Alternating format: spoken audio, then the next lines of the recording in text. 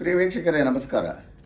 2024 ಮೇ 30ನೇ ತಾರೀಕು ಕುಜಗ್ರಹ ಮೀನರಾಶಿಯಿಂದ ಮೇಷರಾಶಿಗೆ ಪ್ರವೇಶ ಮಾಡಿದ್ದಾನೆ.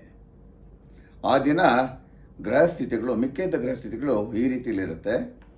ಮೇಷದಲ್ಲಿ ಕುಜ ಇರ್ತಾನೆ, ವೃಷಭದಲ್ಲಿ 4 ಗ್ರಹಗಳು ಬುಧ, ಗುರು, ಶುಕ್ರ ಹಾಗೂ ರವಿ ಇರ್ತಾರೆ, ಕನ್ಯಾದಲ್ಲಿ ಕೇತು ಇರ್ತಾನೆ, ಹಾಗೆಯೇ ಕುಂಭದಲ್ಲಿ ಚಂದ್ರ ಹಾಗೂ ಶನಿ ಇರ್ತಾರೆ, ಮತ್ತು ಮೀನದಲ್ಲಿ ರಾಹು ಇರ್ತಾರೆ. ನೀವು ಕೇಳಬಹುದು ಇದರಲ್ಲಿ ಏನು ವಿಶೇಷ ಅಂತ. ಖಂಡಿತವಾಗಿ ವೀಕ್ಷಕರೇ ಇದರಲ್ಲೊಂದು ವಿಶೇಷ ಇದೆ. ಯಾಕೆಂದರೆ 3 ಪಾಪಗ್ರಹಗಳು ಶನಿ, ರಾಹು ಹಾಗೂ ಕುಜ ಸಮನಾಗಿ ಒಂದೇ ಸಾಲಿನಲ್ಲಿ ಅಲ್ಲಿ ಕೂತಿರ್ತಾರೆ. ಕುಂಭದಲ್ಲಿ ಶನಿ ಇರ್ತಾನೆ, ಅದರ ಪಕ್ಕದಲ್ಲಿ ಮೀನದಲ್ಲಿ ರಾಹು ಇರ್ತಾನೆ, ಅದರ ಪಕ್ಕದಲ್ಲಿ ಮೇಷದಲ್ಲಿ ಕುಜ ಇರ್ತಾನೆ. ಆ ಕುಜನ ಮೇಲೆ ಶನಿಯೋದು 3ನೇ ದೃಷ್ಟಿ ಬೀಳ್ತಾ ಇರುತ್ತೆ. ಸೊ ಇದೇನೆಂದರೆ ಮೀನ ಮೋಕ್ಷ ರಾಶಿ ಆಗಿರೋದ್ರಿಂದ ಅದಕ್ಕೊಂದು ಪಾಪಕರ್ತೃ ಯೋಗ ಅಂತ ಉಂಟಾಗುತ್ತೆ. ಅದು ಸಾಕಷ್ಟು ರಾಶಿಗಳ ಮೇಲೆ ಸ್ವಲ್ಪ ಅಸಮಾಧಾನವಾಗಿರುವಂಥದ್ದು ಪರಿಣಾಮಗಳು ಬೀರಬಹುದು. ಆಮೇಲೆ ಭಾಳ ಇಂಪಾರ್ಟೆಂಟು, ಕುಜನ ಸಂಚಾರ ಮೇಷರಾಶಿಯಲ್ಲಿ ಹೆಚ್ಚು ಕಮ್ಮಿ 40 ದಿನಗಳಿರುತ್ತೆ. ಮೇ 30ನೇ ತಾರೀಕಿಂದ ಜುಲೈ 10ನೇ ತಾರೀಕಿನವರೆಗೂ ಇರುತ್ತೆ. ಇದು ಪ್ರತ್ಯೇಕವಾಗಿ ಕೆಲವು ರಾಶಿಗಳ ಮೇಲೆ ಹೆಚ್ಚಿನ ಪರಿಣಾಮ ಬೀರ್ಬೋದು. ಎಲ್ಲ ರಾಶಿಗಳ ಮೇಲೆ ಇದ್ದೇ ಇರುತ್ತೆ. ಜನರಲಿಗೆ ಎಲ್ಲ ರಾಶಿಯವರಿಗೆ ಈ ಕುಜನ ಗೋಚಾರದಿಂದ ಕುಜ ಒಂದು ಶನಿ ದೃಷ್ಟಿಗೆ ಈಡಾಗಿರೋದ್ರಿಂದ ಸ್ವಲ್ಪ ಒತ್ತಡ ಹೆಚ್ಚಾಗ್ಬೋದು, ಸ್ಟ್ರೆಸ್ ಫ್ಯಾಕ್ಟರ್ಸ್ ಜಾಸ್ತಿ ಆಗೋದು, ಈ ರೀತಿಯಲ್ಲಿ ಹೆಚ್ಚು ಕಮ್ಮಿ ಮಾನವ ಕುಲಕ್ಕೆ ಆಗತ್ತೆ ಅಂತ ನನ್ನ ಅಭಿಪ್ರಾಯ. ಬಟ್ ಮೂಲತಃ ಈ ತ್ರಿಮೂರ್ತಿ ಗ್ರಹಗಳು 7 ರಾಶಿಗಳ ಮೇಲೆ ಪರಿಣಾಮ ಹೆಚ್ಚಾಗಿ ಬೀರ್ಬೋದು. ಅದು ಯಾವ್ಯಾವುದು ಅಂದರೆ ಮೇಷರಾಶಿ, ಕಟಕ ರಾಶಿ, ಆಮೇಲೆ ಹೆಚ್ಚಾಗಿ ತುಲಾ ಹಾಗೂ ವೃಶ್ಚಿಕ ರಾಶಿಗಳ ಮೇಲೆ, ಆನಂತರ ಮಕರ, ಕುಂಭ ಹಾಗೂ ಮೀನದ ಮೇಲೆ. ಇವಾಗ ಭಾಳ ಇಂಪಾರ್ಟೆಂಟು, 40 ದಿನಗಳು ಇಷ್ಟು ರಾಶಿಗಳ ಮೇಲೆ ಬೇರೆ ರೀತಿಯಲ್ಲಿ ಪರಿಣಾಮ ಬೀರುತ್ತೆ.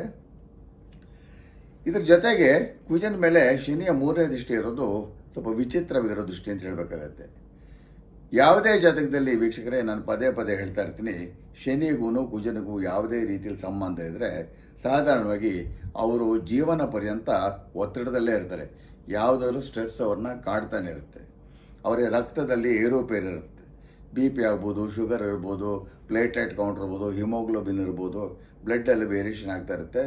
ಆಮೇಲೆ ಕುಜನಿಗೆ ಭ್ರಾತೃಕಾರಕ ಹಾಗೂ ಭೂಮಿಕಾರಕ ಅಂತ ಹೇಳೋದ್ರಿಂದ ಸಾಧಾರಣವಾಗಿ ಶನಿಗೂ ಕುಜನ ಸಂಬಂಧ ಇದ್ದರೆ ಅಂಥವ್ರ ಜೀವನದಲ್ಲಿ ಒಡ ಹುಟ್ಟಿದವ್ರ ಜೊತೆಯಲ್ಲಿ ಒಡನಾಟ ಅಷ್ಟು ಸಮಾಧಾನವಾಗಿರೋದಿಲ್ಲ.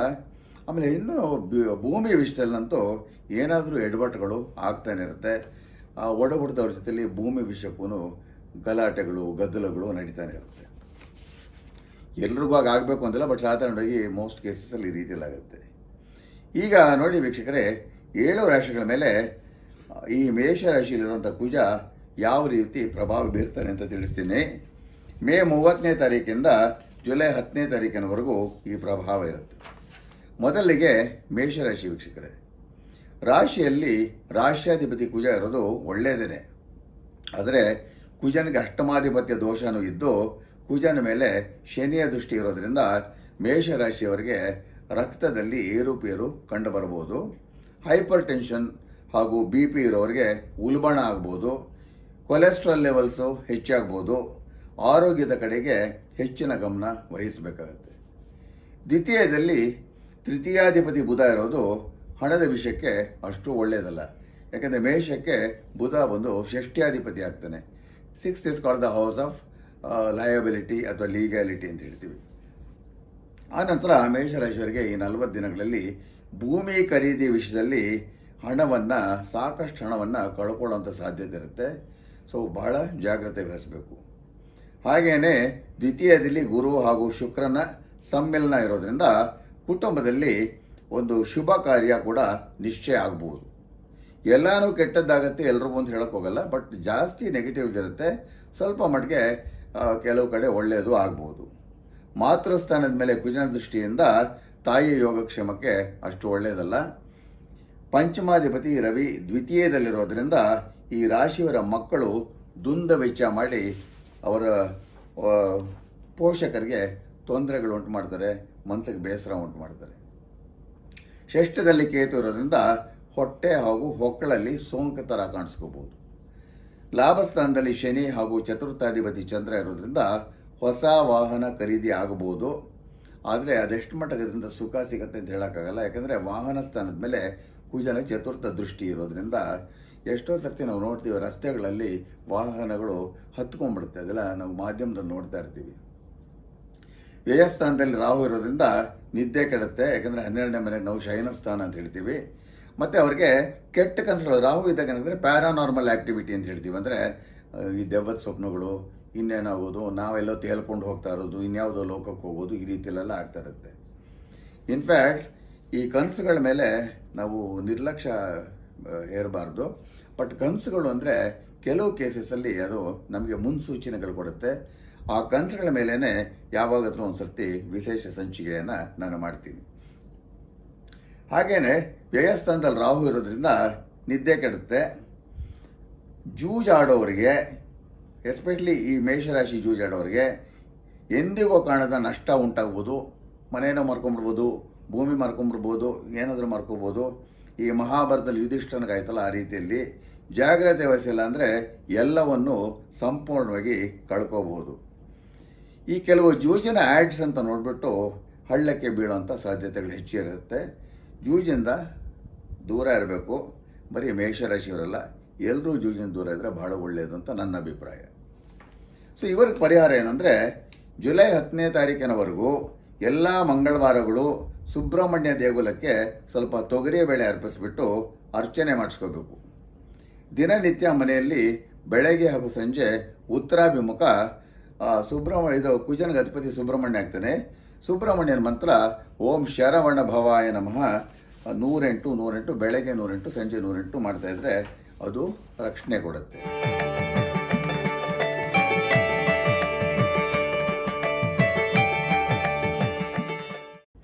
ಒಡ ಹುಟ್ಟಿದವ್ರ ಜೊತೆ ವಾದ ವಿವಾದ ಮಾಡಬೇಡಿ. ಹಾಗೆಯೇ ಭೂಮಿ ವಿಷಯಗಳು 40 ದಿನ ಖಂಡಿತವಾಗಿ ಮುಂದೂಡಿ ಅಂತ ಹೇಳಕ್ಕೆ ಇಷ್ಟಪಡ್ತೀನಿ. ಇದು ಇಷ್ಟೂ ಮೇಷರಾಶಿಗೆ ಸಂಬಂಧಪಟ್ಟಿದ್ದು ವೀಕ್ಷಕರೇ. ಈಗ ಕಟಕ ರಾಶಿ. ರಾಶ್ಯಾಧಿಪತಿ ಚಂದ್ರ ಅಷ್ಟಮಾಧಿಪತಿ ಶನಿ ಜೊತೆ ಅಷ್ಟಮದಲ್ಲೇ ಇರೋದರಿಂದ ಕಟಕ ರಾಶಿಯವರ ಮನಸ್ಸಲ್ಲಿ ಸ್ವಲ್ಪ ಆತಂಕಗಳು ಹೆಚ್ಚಾಗುತ್ತೆ. ಇಲ್ಲದೇ ಇರೋ ಯೋಚನೆಗಳೆಲ್ಲ ಬರುತ್ತೆ, ಕನ್ಫ್ಯೂಷನ್ಸ್ ಆಗುತ್ತೆ. ಸ್ವಲ್ಪ ಮಟ್ಟಿಗೆ ಕಾಲ್ಪನಿಕ ಲೋಕದಲ್ಲೇ ಇರ್ತಾರೆ. ಕಾಲ್ಪನಿಕವಾಗಿ ಖಿನ್ನತೆ ಕೂಡ ಸ್ವಲ್ಪ ಮಟ್ಟಿಗೆ ಉಂಟಾಗುವಂಥ ಸಾಧ್ಯತೆ ಇರುತ್ತೆ. ಆಗಾಗ ಸ್ವಲ್ಪ ಹುಷಾರಾಗಿಲ್ಲ ಅಂದರೆ ಉಸಿರಾಟದ ತೊಂದರೆಗಳು ಹಾಗೂ ಹೊಟ್ಟೆಯಲ್ಲಿ ಬಾಧೆ ಕಾಣಿಸ್ಕೋಬೋದು. ಯಾಕಂದರೆ ಅಷ್ಟಮದಲ್ಲಿ ಶನಿ ಇದ್ದಾಗ ಸಾಧಾರಣವಾಗಿ ಆರೋಗ್ಯದಲ್ಲಿ ಏರುಪೇರು, ಮತ್ತು ಶನಿ ಬಂದು ಗಟ್ಟಿ ಪದಾರ್ಥ ಅಂತ ತೋರಿಸ್ತಾನೆ. ಏನೋ ಗಟ್ಟಿಯಾಗಿರೋದು ತಿಂದ್ಬಿಟ್ಟು ಆರೋಗ್ಯದಲ್ಲಿ ಸ್ವಲ್ಪ ಏರುಪೇರು ಉಂಟಾಗ್ಬೋದು. ಆಹಾರದಲ್ಲಿ ಹಿಡಿತಾ ಇರಬೇಕು. ತಣ್ಣಗಿರೋ ಪದಾರ್ಥಗಳು, ಐಸ್ ಕ್ರೀಮ್ಗಳು ಹಾಗೂ ಜ್ಯೂಸ್ಗಳಿಂದ ದೂರ ಇದ್ದರೆ ಬಹಳ ಒಳ್ಳೆಯದು. ಯಾಕಂದರೆ ಚಂದ್ರ ಬಂದು ತಂಪನ್ನು ತೋರಿಸ್ತಾನೆ. ಪಿತೃಸ್ಥಾನದಲ್ಲಿ ರಾಹು ಜಲತತ್ವ ರಾಶಿಯಲ್ಲಿರೋದ್ರಿಂದ ತಂದೆ ದೇಹದಲ್ಲಿ ನೀರಿನ ಅಂಶ ಹೆಚ್ಚಾಗಿ ತಲೆಯಲ್ಲಿ ಆಗಾಗ ಭಾರ ಅಂತ ಅನಿಸ್ಬೋದು. ಇದಕ್ಕೆ ಸಂಬಂಧಪಟ್ಟಂತೆ ಅವರು ಸರಿಗರ ವೈದ್ಯರ ಸಲಹೆ ಪಡ್ಕೊಂಡ್ರೆ ಬಹಳ ಒಳ್ಳೆಯದು. ಹಾಗೆಯೇ ಕರ್ಮಸ್ಥಾನದಲ್ಲಿ ಕುಜ ಇದ್ರೆ ಏನಾಗುತ್ತೆ ಅಂದರೆ, ಕರ್ಮಸ್ಥಾನ ಅಂದರೆ 10ನೇ ಮನೆಗೆ ನಾವು ಕರ್ಮಸ್ಥಾನ ಅಂತೀವಿ. ಇಲ್ಲಿ ಒಂದು ವಿಷಯ ತಿಳ್ಕೊಳ್ಳಿ ವೀಕ್ಷಕರೇ, 10ನೇ ಮನೆ ಕರ್ಮಸ್ಥಾನ ಅಂತ ಹೇಳಿದಾಗ ಒಂದು ಬಂದು ಹೋದ ಜನ್ಮದ ಕರ್ಮಗಳ ಬಗ್ಗೆ ಏನೋ ಮಾತಾಡ್ಬೋದು. ಇನ್ನೊಂದು ಬಂದ್ಬಿಟ್ಟು ಕರ್ಮ ಅಂದರೆ ಆ್ಯಕ್ಷನ್ನು ಅಥವಾ ವೃತ್ತಿ ಜೀವನಕ್ಕೆ ಸಂಬಂಧಪಟ್ಟಿದ್ದು. ಕರ್ಮಸ್ಥಾನದಲ್ಲಿ ಕುಜ ಇರೋದ್ರಿಂದ ನೌಕರಿ ಹಾಗೂ ಉದ್ಯಮಕ್ಕೆ ಒಳ್ಳೆಯದೇ. ಆದರೆ ಮೇಲಧಿಕಾರಿಗಳ ದರ್ಪದಿಂದ ಒಂಥರ ಹಿಂಸೆ ಇರುತ್ತೆ ಅವರಿಗೆ. ಇನ್ನು ಈ ರಾಶಿಯ ವಿದ್ಯಾರ್ಥಿಗಳಿಗೆ ಹೊಸ ಅನುಭವಗಳು ಇರುತ್ತೆ, ಆದರೆ ಒತ್ತಡಗಳು ಸ್ವಲ್ಪ ಹೆಚ್ಚಾಗುತ್ತೆ. ಆದರೆ ಲಾಭಸ್ಥಾನದಲ್ಲಿ ಶುಕ್ರ ಹಾಗೂ ಭಾಗ್ಯಾಧಿಪತಿ ಗುರು ಇರೋದ್ರಿಂದ ತೊಂದರೆ ಇಲ್ಲ. ಹಾಗೆಯೇ ಜೀವನದಲ್ಲಿ ಯಶಸ್ಸಿನ ಕಡೆಗೆ ನುಗ್ಗುತ್ತಾರೆ. ಇನ್ನು ಉದ್ಯೋಗದಲ್ಲಿರೋರಿಗೆ ಲಾಭಾಧಿಪತಿ ಶುಕ್ರ ಲಾಭಸ್ಥಾನದಲ್ಲಿ ಇರೋದು ಹಣದ ವಿಷಯಕ್ಕೆ ಒಳ್ಳೆಯದೇನೆ. ಆದರೆ ಶುಕ್ರ ಚಂದ್ರನ ನಕ್ಷತ್ರ ರೋಹಿಣಿಲಿದ್ದು ಚಂದ್ರ ಬಂದ್ಬಿಟ್ಟು ಬಲ ಇಲ್ಲದೆ ಅಷ್ಟಮ ಸ್ಥಾನದಲ್ಲಿರೋದ್ರಿಂದ ಸಂಪಾದನೆ ಎಲ್ಲ ವ್ಯರ್ಥ ಆಗುತ್ತೆ. ದುಡ್ಡಿನ ವಿಷಯದಲ್ಲಿ ದುಂದು ವೆಚ್ಚ ಮಾಡಬಾರದು. ಮನೆಯ ವಾತಾವರಣ ಸಮಾಧಾನವಾಗಿರುತ್ತೆ. ಚತುರ್ಗ್ರಹಗಳು ಲಾಭದಲ್ಲಿರೋದ್ರಿಂದ ಏನೇ ಕಷ್ಟಗಳು ಬಂದರೂ, ಎಷ್ಟೇ ದುಡ್ಡು ಕಳ್ಕೊಂಡ್ರೂ ವರಮಾನ ಮಾತ್ರ ಸ್ಥಿರವಾಗಿರುತ್ತೆ. ಎಲ್ಲ ಕಷ್ಟಗಳನ್ನು ದಾಟಿಕೊಂಡು ಬರ್ತಾರೆ. ತೃತೀಯದಲ್ಲಿ ಕೇತು ಹಸ್ತ ನಕ್ಷತ್ರದಲ್ಲಿದ್ದರೆ ಮನೆಯಲ್ಲಿ ಪ್ಲಂಬಿಂಗ್ ಕೆಲಸಗಳು ತೊಂದರೆಗಳು ಹೆಚ್ಚಾಗಿರುತ್ತೆ. ಅಂದರೆ ಯಾವಾಗಲೂ ನಲ್ಲಿ ಮುರಿದೋಗೋದು, ಕಮೋಡ್ ಮುರಿದೋಗೋದು, ಟ್ಯಾಂಕಲ್ಲಿ ಲೀಕ್ ಆಗೋದು, ಈ ರೀತಿಯಲ್ಲಿ ತೊಂದರೆಗಳು ಆ ಮನೆಗಳಲ್ಲಿರುತ್ತೆ. ಅದರಿಂದ ಸ್ವಲ್ಪ ಮನಸ್ಸಿಗೆ ಸ್ವಲ್ಪ ಬೇಸರಗಳು ಉಂಟಾಗುತ್ತೆ. ಇದಕ್ಕೆ ಪರಿಹಾರ ಏನು ಅಂದರೆ ಜುಲೈ 10ನೇ ತಾರೀಕಿನವರೆಗೂ ಶಿವನ ಆರಾಧನೆ ಬಹಳ ಮುಖ್ಯ. ದಿನನಿತ್ಯ ಸ್ನಾನದ ನಂತರ ಓಂ ನಮಃ ಶಿವಾಯ ಮಂತ್ರವನ್ನು 540 ಬಾರಿ ಉತ್ತರಾಭಿಮುಖ ಜಪಿಸಿ.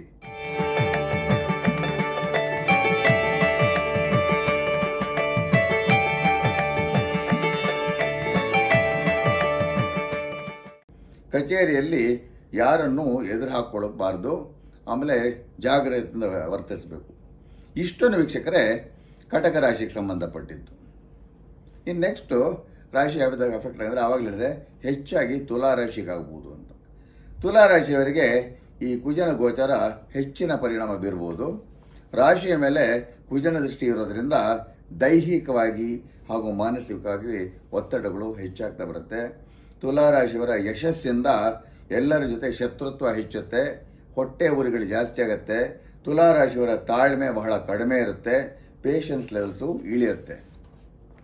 ಪದೇ ಪದೇ ಎಡ್ಬೋದು, ಜಾರಿ ಬೀಳೋದು, ಮತ್ತು ಶೇವ್ ಮಾಡ್ಕೋಬೇಕಾದ್ರೆ ಕಟ್ಟಾಗೋದು, ಇನ್ನು ಅಡುಗೆ ಮನೆಯಲ್ಲಿ ಬಿಸಿ ಸೌಟ್ ತಾಕೋದು, ಒಗ್ಗರಣೆಯಲ್ಲಿ ಸಾಸಿವೆ ಕಣ್ಣಿಗೆ ಹಾರೋದು, ಮೆಣಸಿನ ಪುಡಿ ಕೈಯಲ್ಲಿ ಕಣ್ಣೊರೆಸ್ಕೊಂಡು ಹಿಂಸೆ ಅನುಭವಿಸೋದು, ಈ ರೀತಿ ವಿಚಿತ್ರಗಳು ಸ್ವಲ್ಪ ನಡೆಯಬಹುದು. ಬಹಳ ಜಾಗ್ರತೆ ವಹಿಸಬೇಕಾಗತ್ತೆ. ದಂಪತಿಗಳಲ್ಲಿ ವಿತಂಡವಾದಗಳು ಉಂಟಾಗಬಹುದು. ತುಲಾ ರಾಶಿಯವರು 40 ದಿನಗಳ ಕಾಲ ಪ್ರಯಾಣಗಳನ್ನು ಮುಂದೂಡಿದ್ರೆ ಬಹಳ ಒಳ್ಳೆಯದು. ಪ್ರತ್ಯೇಕವಾಗಿ ದ್ವಿಚಕ್ರ ವಾಹನದಿಂದ ದೂರ ಇದ್ದರೆ ಬಹಳ ಒಳ್ಳೆಯದು. ಅದರಲ್ಲೂ ತುಲಾ ರಾಶಿಯಲ್ಲಿ ಹುಟ್ಟಿರೋ ಯುವಕರು ಅಥವಾ ಇನ್ನೂ ಚಿಗರ್ತಾ ಇರೋ ಮಕ್ಕಳು ದ್ವಿಚಕ್ರ ವಾಹನ ಮುಟ್ಟಲೇಬಾರ್ದು ಅಂತ ಹೇಳಕ್ಕೆ ಇಷ್ಟಪಡ್ತೀನಿ. ನೋಡಿ ವೀಕ್ಷಕರೇ, ಈ ನಡುವೆ ಏನಾಗುತ್ತೆ ಅಂದರೆ ಎಷ್ಟೋ ತಾಯಿ ತಂದೆಗಳು ಇದು ಹೇಳೋದಕ್ಕೆ ಬೇಸರ ಉಂಟಾಗತ್ತೆ. ಅವರ 10ರಿಂದ 12, 13, 14 ವರ್ಷದ ಮಕ್ಕಳಿಗೆ ಸ್ಕೂಟ್ರು ಕೊಟ್ಬಿಡ್ತಾರೆ, ಫ್ರೀಯಾಗಿ ಕೊಟ್ಬಿಡ್ತಾರೆ. ಮಗ ಓಡಿಸ್ಲಿ ಅಂತ ಫೋಟೋ ತಗೊಳ್ಳೋದು, ವಿಡಿಯೋ ತಗೊಳ್ಳೋದು ಇದೆಲ್ಲ ಮಾಡ್ತಾ ಇರ್ತಾರೆ. ಈ ಮಕ್ಕಳು ಬೇಕಾಬಿಟ್ಟಿಯಾಗಿ ರಸ್ತೆಯಲ್ಲಿ ವಾಹನ ಚಲಾಯಿಸಿ 3 ಹುಡುಗರು ಕೂತ್ಕೊಂಡು ಇದರಿಂದ ರಸ್ತೆಯಲ್ಲಿ ಓಡಾಡ್ತಾ ಇರೋ ಮಿಕ್ಕಿದ ಜನಕ್ಕೂ ಹಾನಿಕರ ಅದು. ಸದ್ಯಕ್ಕೆ ಈ ರೀತಿ ಮಕ್ಕಳಿಗೆ ಯಾವ ಪೋಷಕರು ದ್ವಿಚಕ್ರ ವಾಹನ ಕೊಡ್ತಾರೋ ಮಕ್ಕಳನ್ನು ಕಳ್ಕೊಳ್ಳಬಹುದು. ಅಷ್ಟು ದೊಡ್ಡ ಅಪಘಾತಗಳಾಗುವಂಥ ಸಾಧ್ಯತೆ ಇರುತ್ತೆ. ಸೊ ಇದನ್ನು ನೀವು ಯೋಚನೆ ಮಾಡಿ ಅತಿ ಜಾಗ್ರತೆಯಿಂದ ವರ್ತಿಸಿ ಅಂತ ಹೇಳಕ್ಕೆ ಇಷ್ಟಪಡ್ತೀನಿ. ಬಿ ರೆಸ್ಪಾನ್ಸಿಬಲ್ ಸಿಟಿಸನ್ಸ್ ಅಂತ ಹೇಳೋಕ್ಕೆ ನಾನು ಖಂಡಿತವಾಗಿ ಹೇಳಕ್ಕೆ ಇಷ್ಟಪಡ್ತೀನಿ. ಬೇಜವಾಬ್ದಾರಿತನ ಬೇಡ ತುಲಾ ರಾಶಿಯ ತಾಯಿ ತಂದೆಗಳೇ ಅಂತ ಹೇಳಕ್ಕೆ ಇಷ್ಟಪಡ್ತೀನಿ. ಅಷ್ಟಮದಲ್ಲಿ 4 ಗ್ರಹಗಳಿರೋದ್ರಿಂದ ಎಲ್ಲ ಕಡೆ ಶತ್ರುಗಳು, ಎಡವಟ್ಟುಗಳು. ಆದರೆ ರಾಶ್ಯಾಧಿಪತಿ ಶುಕ್ರ ಸ್ವಕ್ಷೇತ್ರದಲ್ಲೇ ಇರೋದ್ರಿಂದ, ಅಂದರೆ ಅಷ್ಟಮಾಧಿಪತಿ ಅಷ್ಟಮ ಸ್ಥಾನದಲ್ಲಿದ್ದರೆ ಅದಕ್ಕೆ ಸರಳ ಯೋಗ ಅಂತ ಹೇಳ್ತಾರೆ. ಶತ್ರುಗಳು ಕೂಡ ಮಣ್ಣು ಮುಕ್ತಾರೆ. ಕಡೆಗೆ ಇವರಿಗೆ ಯಶಸ್ಸು ಮೇಲೆ ಯಶಸ್ಸು ಹೆಚ್ಚಾಗ್ತಾ ಬರುತ್ತೆ. 12ನೇ ಮನೆಯಲ್ಲಿ ಕೇತು ಇರೋದ್ರಿಂದ ಈ ರೀತಿ ಪದೇ ಪದೇ ಹಿಂಸೆ ಅನುಭವಿಸೋದ್ರಿಂದ ತುಲಾ ರಾಶಿಯವರಿಗೆ ಸಾಕಷ್ಟು ವೈರಾಗ್ಯ ಕೂಡ ಉಂಟಾಗುತ್ತೆ. ಇದಕ್ಕೆ ಪರಿಹಾರ ಏನು ಅಂದರೆ ಮೊದಲನೇದಾಗಿ ಕಾಮನ್ ಸೆನ್ಸ್ ಉಪಯೋಗಿಸ್ಕೋಬೇಕು. ಹಾಗೆಯೇ ಕಾನೂನು ಬಾಹಿರ ಕೆಲಸಗಳಿಂದ ಹಿರಿಯರು ಹಾಗೂ ಕಿರಿಯರು ದೂರ ಇರಬೇಕು. ನನ್ನ ಕೇಳಿದರೆ ಯಾರಾದರೂ ಸರಿ ಮಕ್ಕಳನ್ನು ಜವಾಬ್ದಾರಿಯಿಂದ ಬೆಳೆಸಬೇಕು. ಹಾಗೆಯೇ ತಕ್ಕ ಮಟ್ಟಿಗೆ ಸರಿಯಾದ ವಯಸ್ಸಿನವರೆಗೂ ಯಾವುದೇ ವಾಹನ ಕೊಡಲೇಬಾರ್ದವರಿಗೆ. ಮಕ್ಕಳಿಗೆ ಜವಾಬ್ದಾರಿ ಅಂದರೆ ಏನು ಅಂತ ನಾವು ಕಲಿಸ್ಕೊಡ್ಬೇಕು. ರಾಷ್ಟ್ರಾಧಿಪತಿ ಶುಕ್ರ ಕೂಡ ಬಲಹೀನ ಆಗಿರೋದ್ರಿಂದ ಅಮ್ಮನವರ ಆರಾಧನೆ ಬಹಳ ಮುಖ್ಯ. ಓಂ ಶ್ರೀ ಮಹಾ ದುರ್ಗಾಯೇ ನಮಃ ಈ ಮಂತ್ರವನ್ನು ದಿನನಿತ್ಯ ಉತ್ತರಾಭಿಮುಖ ಬೆಳಗ್ಗೆ ಹೊತ್ತು 330 ಬಾರಿ ಜಪಿಸಿದರೆ ಬಹಳ ಒಳ್ಳೆಯದು ವೀಕ್ಷಕರೇ. ಇಷ್ಟೂ ತುಲಾ ರಾಶಿಗೆ ಸಂಬಂಧಪಟ್ಟಿದ್ದು.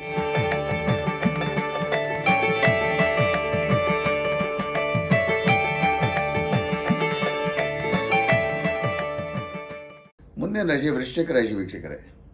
ರಾಷ್ಟ್ರಾಧಿಪತಿ ಕುಜ ಷಷ್ಠದಲ್ಲಿರೋದ್ರಿಂದ ವೃಶ್ಚಿಕ ರಾಶಿಯವರಿಗೆ ಪದೇ ಪದೇ ಆರೋಗ್ಯದ ಸಮಸ್ಯೆಗಳಿರುತ್ತೆ. 6ನೇ ಮನೆಗೆ ನಾವು ರೋಗಸ್ಥಾನ ಅಂತ ಹೇಳ್ತೀವಿ. ಮಾಂಸಖಂಡಗಳು ವೀಕ್ ಆಗ್ತಾ ಬರುತ್ತೆ. ಕತ್ತು ಹಾಗೂ ಭುಜಗಳಲ್ಲಿ ವಿಚಿತ್ರವಾಗಿ ನೋವುಗಳು ಉಂಟಾಗಬಹುದು. ಅಫ್ಕೋರ್ಸ್ ಇದಕ್ಕೆಲ್ಲ ವೈದ್ಯರ ಸಲಹೆ ಪಡ್ಕೋಬೇಕು. ಸ್ಟ್ರೆಸ್ ಮಾಡ್ಕೋಬಾರ್ದು. ಸ್ವಲ್ಪ ಕಾನೂನು ತೊಂದರೆಗಳು ಕೂಡ ಕಾಡ್ಬೋದು. ಯಾಕಂದರೆ 6ನೇ ಮನೆ ಹೌಸ್ ಆಫ್ ಲೀಗ್ಯಾಲಿಟಿ ಅಂತಲೂ ಹೇಳ್ತೀವಿ. ಸಪ್ತಮದಲ್ಲಿ ಶುಕ್ರ ಇರೋದ್ರಿಂದ ಸಂಭಾವಿತರಿಗೆ ಮದುವೆ ನಿಶ್ಚಯ ಆಗಬಹುದು. ನಾನು ಹೇಳ್ತಾ ಇರೋದು ನಿಶ್ಚಯ ಆಗ್ಬೋದು ಅಂತ, ಮದುವೆ ಆಗತ್ತೆ ಅಂತ ಹೇಳ್ತಾ ಇಲ್ಲ. ನಿಶ್ಚಯ ಆಗಿದ್ದ ಮದುವೆ ಆಗಬೇಕು ಅಂತಲೂ ಹೇಳಲಿಲ್ಲ. ಗುರು ಸಪ್ತಮದಲ್ಲಿರೋದ್ರಿಂದ ಆರ್ಥಿಕ ಪರಿಸ್ಥಿತಿ ತಕ್ಕ ಮಟ್ಟಿಗೆ ಚೆನ್ನಾಗಿರುತ್ತೆ. ಆದರೆ ಅಷ್ಟಮಾಧಿಪತಿ ಬುಧ ಸಪ್ತಮದಲ್ಲಿದ್ದರೆ ಪತಿ ಅಥವಾ ಪತ್ನಿಗೆ ದಾಂಪತ್ಯದಲ್ಲಿ ಆಸಕ್ತಿ ಇರೋದಿಲ್ಲ, ಸ್ವಲ್ಪ ದೈಹಿಕ ತೊಂದರೆಗಳಿರುತ್ತೆ. ಹಾಗೆಯೇ ಇದಕ್ಕೆ ಸಂಬಂಧಪಟ್ಟಂತೆ ಆರೋಗ್ಯದಲ್ಲಿ ಸಮಸ್ಯೆಗಳು ಸ್ವಲ್ಪ ಹೆಚ್ಚಾಗ್ಬೋದು. ಹೀಗಾಗಿ ವೃಶ್ಚಿಕ ರಾಶಿಯವರು ಮದುವೆ ನಿಶ್ಚಯ ಮಾಡೋ ಮೊದಲು ವಧು ಅಥವಾ ವರನ ಆರೋಗ್ಯದ ಬಗ್ಗೆ ಹೆಚ್ಚಾಗಿ ವಿಚಾರಣೆ ಮಾಡಿಕೊಂಡ್ರೆ ಬಹಳ ಒಳ್ಳೆಯದು ವೀಕ್ಷಕರೇ. ರಾಶಿಯ ಮೇಲೆ ಶನಿ ದೃಷ್ಟಿ ಇದೆ. ಯಾವಾಗಲೂ ಸೋಮಾರಿತನ, ಸುಸ್ತು, ಜಾಡ್ಯ ಹಾಗೂ ಪದೇ ಪದೇ ನಿದ್ದೆ ಮಾಡಬೇಕು ಅಂತ ಅನಿಸ್ತಾ ಇರುತ್ತೆ. ಚತುರ್ಥದಲ್ಲಿ ಮಾತೃಕಾರಕ ಚಂದ್ರ ಶನಿ ಜೊತೆ ಇರೋದು ತಾಯಿ ಯೋಗಕ್ಷೇಮಕ್ಕೆ ಒಳ್ಳೆಯದಲ್ಲ. ಕಾರಕೋ ಭಾವನಾಶಾಯ ಅಂತ ಹೇಳೋದಕ್ಕೆ ವೃಶ್ಚಿಕ ರಾಶಿಯ ತಾಯಂದ್ರ ಆರೋಗ್ಯ ಸ್ವಲ್ಪ ಹದಗೆಡಬಹುದು. ಮಿತ್ರಸ್ಥಾನದಲ್ಲಿ ಕೇತು ಇರೋದ್ರಿಂದ ಮಿತ್ರಸ್ಥಾನದ 11ನೇ ಮನೆ ಹೇಳ್ತೀವಿ. ಒಂದು ಹತ್ತಿರದ ಮಿತ್ರನ ದುರಾದೃಷ್ಟದಿಂದ ಇವರ ಮನಸ್ಸಿಗೆ ನೋವು ಉಂಟಾಗತ್ತೆ.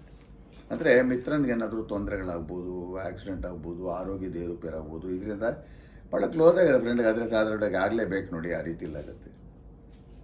ಸೊ ವೃಶ್ಚಿಕ ರಾಶಿಯವರಿಗೆ ಪರಿಹಾರ ಏನು ಅಂದರೆ, ಪಂಚಮದಲ್ಲಿ ರಾಹು ಇರೋದ್ರಿಂದ ಕಾಲಭೈರವನ ಆರಾಧನೆ ಬಹಳ ಮುಖ್ಯ. ಕಾಲಭೈರವನ ಆರಾಧನೆ ಮಾಡಬೇಕು ಅಂದರೆ ಶಿವನ ಆರಾಧನೆ ಖಂಡಿತವಾಗಿ ಮಾಡಬೇಕಾಗತ್ತೆ. ಶಿವನ್ನ ಹೋಲಿಸ್ಕೋಬೇಕು. ಜೂನ್ 5ನೇ ತಾರೀಕು ಬುಧವಾರ, ಈ ಡೇಟು ನೋಡ್ಕೊಳ್ಳಿ. ಜೂನ್ 5ನೇ ತಾರೀಕು ಬುಧವಾರ ಚತುರ್ದಶಿ ದಿನ. ಹಾಗೆಯೇ ಜೂನ್ 14ನೇ ತಾರೀಕು ಶುಕ್ರವಾರ ಅಷ್ಟಮಿ ದಿನ ಸಂಜೆ 5:30ರಿಂದ ಸಂಜೆ 7:30 ಒಳಗೆ ಹಾಲು ಹಾಗೂ ಮೊಸರು ನಿಮ್ಮ ಶಕ್ತಿ ಎಷ್ಟಿದೆಯೋ ಅಷ್ಟು ಶಿವನ ಗುಡಿಯಲ್ಲಿ ಅರ್ಪಿಸಿ ಅರ್ಚನೆ ಮಾಡಿಸ್ಕೊಳ್ಳಿ. ಅನುಕೂಲ ಇದ್ದರೆ ಪುರೋಹಿತರು ಒಪ್ಕೊಂಡ್ರೆ ಅಭಿಷೇಕನೂ ಮಾಡಿಸಿ. ಆ ನಂತರ ಮನೆಗೆ ಹಿಂದಿರುಗಿ ಮನೆಯಲ್ಲಿ ಈ 2 ದಿನಗಳಲ್ಲಿ ವಾಪಸ್ ಹಿಂದಿರುಗಿ ಮನೆಯಲ್ಲಿ ದಕ್ಷಿಣಾಭಿಮುಖ ಈ ಸಣ್ಣ ರುದ್ರ ಮಂತ್ರವನ್ನು 540 ಬಾರಿ ಜಪಿಸಿ. ಈ ಮಂತ್ರ ಹೇಗೆ ಬರುತ್ತೆ ಅಂದರೆ ಓಂ ನಮೋ ಭಗವತೆ ರುದ್ರಾಯ ಅಂತ ಬರುತ್ತೆ.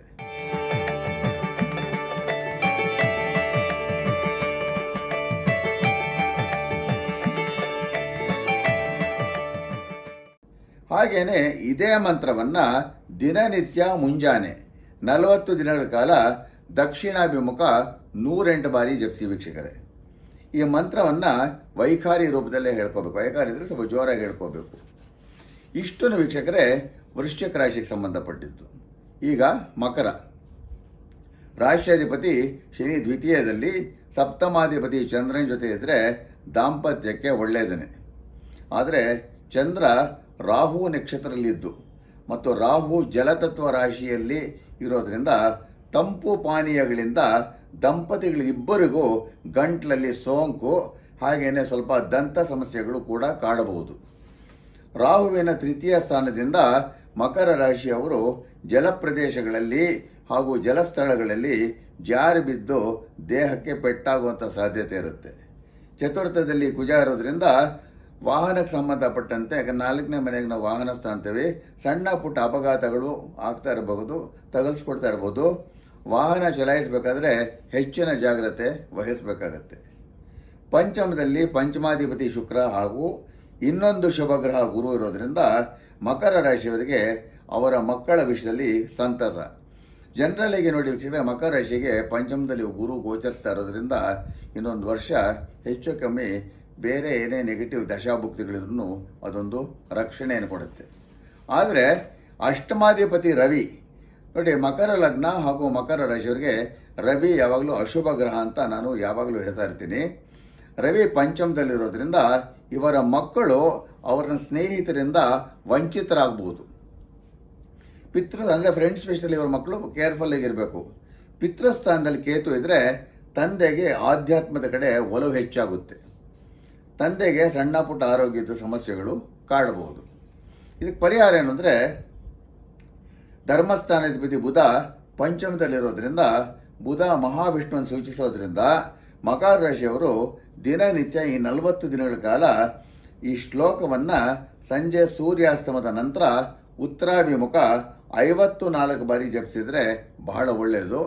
ಈ ಮಂತ್ರ ಯಾವ ರೀತಿಯಲ್ಲಿ ಬರುತ್ತೆ ಅಂದರೆ, ಓಂ ನಮೋ ವೆಂಕಟೇಶಾಯ ಕಾಮಿತಾರ್ಥ ಪ್ರದಾಯಿಣೆ ಪ್ರಣತ ಕ್ಲೇಶನಾಶಾಯ ಗೋವಿಂದಾಯ ನಮೋ ನಮಃ ಅಂತ ಬರುತ್ತೆ. ಇಷ್ಟು ವೀಕ್ಷಕರೇ ಮಕರ ರಾಶಿಗೆ ಸಂಬಂಧಪಟ್ಟಿದ್ದು.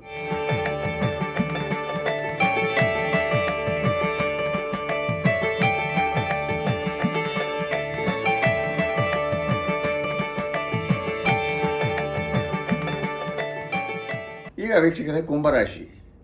ರಾಶ್ಯಾಧಿಪತಿ ಶನಿ ರಾಶಿಯಲ್ಲೇ ಇರೋದ್ರಿಂದ ಸಾಧಾರಣವಾಗಿ ಒಳ್ಳೆಯದೇ. ಆದರೆ ಕುಂಭರಾಶಿಯವರಿಗೆ ಸಾಡೆ ಸಾತಿಯ ಬಾಧೆ ಕೂಡ ಇದೆ. ಜನ್ಮರಾಶಿಯ ಮೇಲೆ ಶನಿ ಕೂತಿದ್ದಾಗ ಏನಾಗುತ್ತೆ ಅಂದರೆ, ಜನ್ಮರಾಶಿಯಿಂದ ಚಂದ್ರನ ಸ್ಥಾನ, ಆ ಸ್ಥಾನ ಮೇಲೆ ಶನಿ ಕೂತಿದ್ದಾಗ ಮನಸ್ಸು ಮಂದ ಆಗುತ್ತೆ. ಸೊ ಇವರೇನಾಗುತ್ತೆ ಅಂದರೆ, ಇನ್ನೂ ಮಾರ್ಚ್ 2025ವರೆಗೂ ಶನಿಯಲ್ಲಿ ಕೂತಿರ್ತಾನೆ. ಅದುವರೆಗೂ ಇವರು ಮಂದವಾಗೇ ಇರ್ತಾರೆ. ಇವರು ಯಾವ ಟೈಮಲ್ಲಿ ಏನು ಕೆಲಸ ಮಾಡಬೇಕು ಅಂತ ಗೊತ್ತಾಗಲ್ಲ, ಏನು ಕೆಲಸ ಮಾಡಬಾರ್ದು ಅಂತ ಗೊತ್ತಾಗಲ್ಲ. ಹಿಂಗೆ ಮಾಡು ಅಂದರೆ ಹಂಗೆ ಮಾಡ್ತಾರೆ, ಹಂಗೆ ಮಾಡೋದ್ರೆ ಹಿಂಗೆ ಮಾಡ್ತಾರೆ. ಜೊತೆಯಲ್ಲಿ ಷಷ್ಠ್ಯಾಧಿಪತಿ ಚಂದ್ರನು ಕೂಡ ಕುಂಭದಲ್ಲೇ ಇದ್ದಾನೆ. ಆಮೇಲೆ ನೋಡಿ, ನಾನು ಯಾವಾಗಲೂ ಹೇಳೋ ಹಾಗೆ ಈ ಮಕರ ರಾಶಿಗೆ ಹೆಂಗೆ ಸೂರ್ಯ ಬಂದು ಅಶುಭ ಗ್ರಹನೋ ಅಷ್ಟಮಾಧಿಪತ್ಯ ದೋಷ ಅಂತ, ಕುಂಭರಾಶಿಗೆ ಚಂದ್ರ ಬಂದು ಬಹಳ ಅಶುಭ ಗ್ರಹ ಆಗ್ತದೆ. ಅದು ಕೂಡ ಚಂದ್ರ ರಾಹುವಿನ ಶತಭಿಷ ನಕ್ಷತ್ರದಲ್ಲಿ ಕೂತಿದ್ದಾನೆ. ಕುಂಭರಾಶಿಯವರಿಗೆ ಮನೆಯಲ್ಲಿ ಪತಿ ಅಥವಾ ಪತ್ನಿಯಿಂದ ಒತ್ತಡಗಳು ಹೆಚ್ಚಾಗುತ್ತೆ. ಸ್ವಲ್ಪ ಇಂಬ್ಯಾಲೆನ್ಸ್ಡ್ ಆಗಿರ್ತಾರೆ ಇಬ್ಬರೂ. ಈ ಕಡೆ ಕುಂಭರಾಶಿಯವರ ಗಂಡಂದಿರಿರ್ಬೋದು ಅಥವಾ ಹೆಂಡತಿಯರಿರ್ಬೋದು, ಸ್ವಲ್ಪ ವಿಚಿತ್ರವಾಗಿ ವರ್ತನೆ ಮಾಡೋದು, ಇಂಬ್ಯಾಲೆನ್ಸ್ಡ್ ಆಗಿ ಮಾತಾಡೋದು, ಈ ರೀತಿಯಲ್ಲಿರುತ್ತೆ. ಹಾಗೆಯೇ ಮನೆಯಲ್ಲಿ ಕೆಲಸದ ಒತ್ತಡಗಳು ಹೆಚ್ಚಾಗಿ ಇರುತ್ತೆ ಅವರಿಗೆ. ಮನಸ್ಸಲ್ಲಿ ಏನೋ ಹೇಳೋಕ್ಕಾಗದಿರೋಂಥ ಒಂದು ಆತಂಕ ಇರ್ತದೆ. ಬಾಯಲ್ಲಿ ಹುಣ್ಣು, ಆಗಾಗ ನಾಲಿಗೆ ಕಚ್ಕೊಳ್ಳೋದು, ವಿಸ್ಡಮ್ ಟೂತ್ ಸಮಸ್ಯೆ, ಈ ರೀತಿಯ ಸಮಸ್ಯೆಗಳು ಕಾಣ್ತಾ ಇರ್ಬೋದು. ದಂತಾರೋಗ್ಯಕ್ಕೆ ಹೆಚ್ಚಿನ ಗಮನ ಕೊಟ್ಟರೆ ಬಹಳ ಒಳ್ಳೆಯದು. ತೃತೀಯದಲ್ಲಿ ಕುಜ ಕೇತು ನಕ್ಷತ್ರದಲ್ಲಿ ಕೂತಿರೋದ್ರಿಂದ ಒಡ ಹುಟ್ಟದವರಿಂದ ಕೂಡ ಅವರ ಚುಚ್ಚು ಮಾತುಗಳಿಂದ ಇವರಿಗೆ ಹಿಂಸೆ ಉಂಟಾಗತ್ತೆ. ಮತ್ತು ಶನಿ ಮತ್ತು ಚಂದ್ರ ಕುಂಭದಲ್ಲಿ ಸೇರಿದಾಗ ಏನಾಗುತ್ತೆ ಅಂದರೆ, ನನ್ನ ಅನುಭವದಲ್ಲಿ ವೀಕ್ಷಕರೇ, ಇದು ಕೆಲವು ಸುಶ್ರುತ ಸಂಹಿತಲ್ಲಿ ಇದು ಬರುತ್ತೆ. ಯಾವುದಾದ್ರು ಮೆತ್ತಿರೋ ಪದಾರ್ಥಗಳನ್ನ ತಿಂದಾಗ ಅದು 2 ಹಲ್ಲು ಮಧ್ಯ ಸೇರ್ಕೊಂಡ್ಬಿಟ್ಟು ಅಲ್ಲೇ ಬಹಳ ದಿನ ಉಳ್ಕೊಂಡ್ಬಿಡುತ್ತೆ. ಇವರೇನು ಮಾಡ್ತಾರೆ ಅಂದರೆ, ಸ್ಕ್ರೂಡ್ರೈವರು ಅದು ತೊಗೊಂಡು ಏನೋ ತೆಗಿಯಕ್ಕೆ ಹೋಗ್ತಾರೆ, ಆಮೇಲೆ ಗಾಯ ಮಾಡ್ಕೋಬೋದು. ಹಾಗೇನಾದ್ರು ಸರಿಯಾಗಿರೋ ಹಲ್ಲಿನ ವೈದ್ಯರಿಗೆ ತೋರಿಸ್ಕೊಂಡು ಸರಿ ಮಾಡಿಕೊಳ್ಳಿ, ಎಕ್ಸ್ಪರಿಮೆಂಟ್ ಮಾಡೋಕ್ಕೆ ಹೋಗ್ಬಿಡಿ. ಚತುರ್ಥದಲ್ಲಿ ಗುರು ಇದ್ದು, ಹಾಗೇನೆ ಗುರು ದಶಮದ ಮೇಲೆ ದೃಷ್ಟಿ ಹಾಕಿರೋದ್ರಿಂದ ನೌಕರಿಯಲ್ಲಿ ಏಳಿಗೆ ಇರುತ್ತೆ, ಹಾಗೂ ಅದರಿಂದ ಮನಸ್ಸಿಗೆ ಸಂತೋಷ ಇರುತ್ತೆ. ನೌಕರಿಯಲ್ಲಿ ಏಳಿಗೆ ಬರಬೇಕು ಅಂದರೆ ಬುದ್ಧಿ ಇರಬೇಕಲ್ಲ. ಇವ್ರಿಗೆ ಬುದ್ಧಿ ಸದ್ಯಕ್ಕೆ ಮಂದಾಗಿರುತ್ತೆ. ಬಟ್ ಏನಾದರೂ ಅವರ ಅದೃಷ್ಟಕ್ಕೆ ಏನೋ ತಕ್ಕ ಮಟ್ಟಕ್ಕೆ ನಡ್ಕೊಂಡು ಹೋಗ್ತಾ ಇರುತ್ತೆ. ಚತುರ್ಥದಲ್ಲಿ ಶುಕ್ರನು ಇರೋದ್ರಿಂದ ಮನೆಗೆ ಭೋಗ ವಸ್ತುಗಳ ಆಗಮನ, ಅಂದರೆ ಹೊಸ ಸೋಫಾ, ಕಾರ್ಪೆಟ್ಟು, ವಾರ್ಡ್ರೋಬು, ಹೊಸ ಬಟ್ಟೆಗಳು, ಪಾತ್ರೆಗಳು, ಈ ರೀತಿಯಲ್ಲಿ. ಅಷ್ಟಮದಲ್ಲಿ ಕೇತು ಇದ್ದರೆ ಸಣ್ಣ ಪುಟ್ಟ ಹುಣ್ಣುಗಳು ಅಲ್ಲಿ ಇಲ್ಲಿ ಕಾಣಿಸ್ಕೋಬೋದು. ಇವ್ರ ಪರಿಹಾರ ಏನು ಅಂದರೆ, ಶನಿ ಆರಾಧನೆ ಬಹಳ ಮುಖ್ಯ. ಈ ರಾಶಿಯವರು ದಿನನಿತ್ಯ ರಾತ್ರಿ ಊಟಕ್ಕೆ ಮುಂಚಿತವಾಗಿ ದಕ್ಷಿಣಾಭಿಮುಖ ಶನಿ ಮಂತ್ರವನ್ನು 28 ಬಾರಿ ಜಪಿಸಿದರೆ ಬಹಳ ಒಳ್ಳೆಯದು. ನೀಲಾಂಜನ ಸಮಾಭಾಸಂ ರವಿಪುತ್ರಂ ಯಮಾಗ್ರಜಂ ಛಾಯಾಮಾರ್ತಾಂಡ ಸಂಭೂತಂ ತಂ ನಮಾಮಿ ಶನೈಶ್ಚರಂ ಅಂತ ಬರುತ್ತೆ.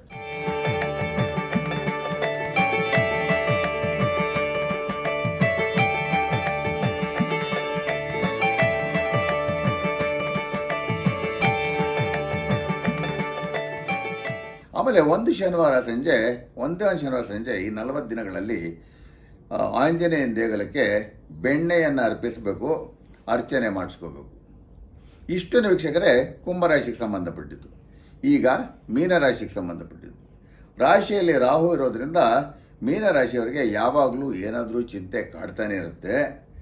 ಅಂದರೆ ಇವರ ಮನಸ್ಸು ಹತೋಟಿಯಲ್ಲಿರೋದಿಲ್ಲ. ಜೊತೆಯಲ್ಲಿ ಈ ಚಿಂತೆಯಿಂದ ದೇಹದಲ್ಲಿ ಏರುಪೇರುಗಳು.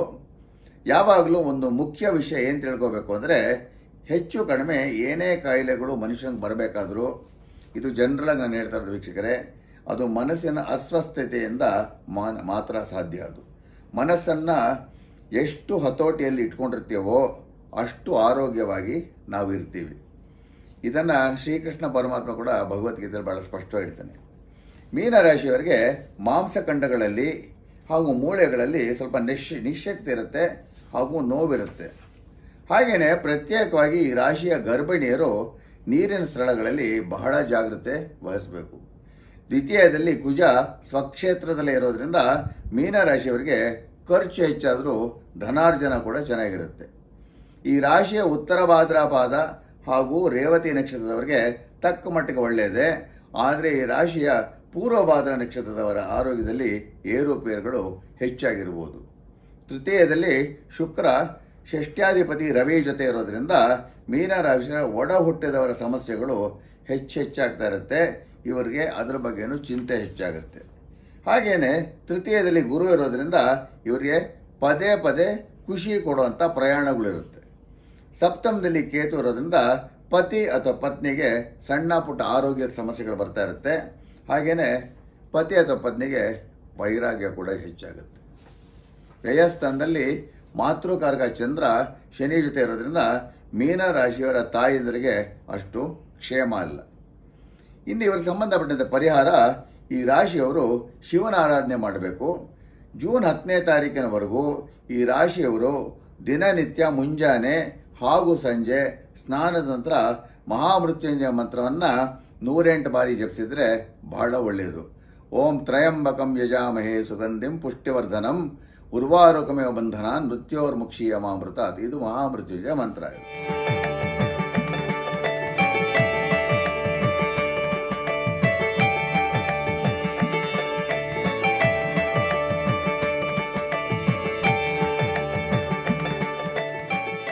ಇಷ್ಟು ವೀಕ್ಷಕರೇ ಈ ಬಾರಿ ಮೇಷರಾಶಿಗೆ ಕುಜನ ಪ್ರವೇಶದಿಂದ ಆಗುವಂಥ ಪರಿಣಾಮಗಳು. ಇಷ್ಟು ಹೇಳ್ತಾ ಈ ಸಂಚಿಕೆಯನ್ನು ಮುಗಿಸ್ತೀನಿ. ಎಂದಿನಂತೆ ನಿಮ್ಮೆಲ್ಲರ ಪ್ರೀತಿ ಹಾಗೂ ವಿಶ್ವಾಸ ಕೇಳಿಕೊಳ್ತಾ ನಿಮ್ಮೆಲ್ಲರಿಗೂ ನನ್ನ ಗೌರವಾನ್ವಿತ ನಮಸ್ಕಾರಗಳು.